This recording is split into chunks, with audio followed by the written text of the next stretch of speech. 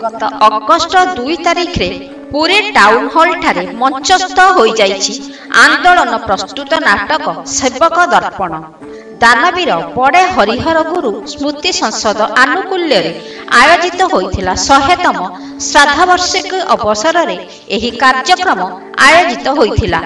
संध्यारू शास्त्रीय ओडिसी संगीत भारतनाट्यम सहित शास्त्रीय नृत्य परिवेषण होइथिला। वाद्य यंत्र रे सितार वादन प्रेक्षालय रे थिबा दर्शकों को करिथिला मंत्रमुग्ध। विभिन्न क्षेत्र रे पुरी रे बलिष्ठ अवदान निमित्त विभिन्न अतिथि को करा जाइथिला भव्य संबर्धना।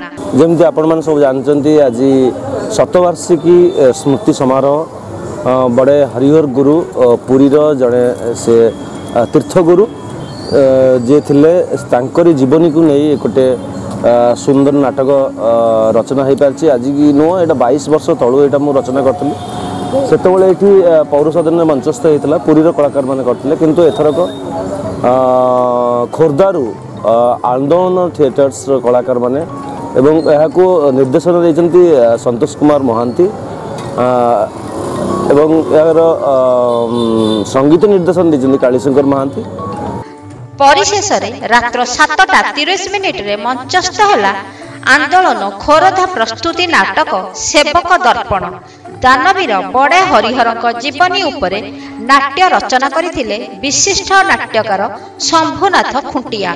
संगीत निर्देशन दैथिले सुभाष नायक और रूप सजारे थिले रंजित जगदेव। सेवक दर्पण को निर्देशन दैथिले संतोष कुमार महांती। विलंबित रात्रि पर्यंत भरपूर प्रेक्षालय रे नाटक को उपभोग करथिले दर्शक। करताली रे नाटक अधिक आकर्षणीय और उत्साहजनित होई परिथिला। प्रकाश थाउ कि आंदोलन नाट्य संस्था 1995 मसीहारू नाटक क्षेत्र में निरवच्छिन्न कार्य करि आसुछि। अभिनेता मनोज आचार्य अभिनय चित्ताकर्षक होइथिला बोली दर्शक मत प्रकाश करथिले। पुरीरू आंदोलन ओडिशा ब्यूरो रिपोर्ट।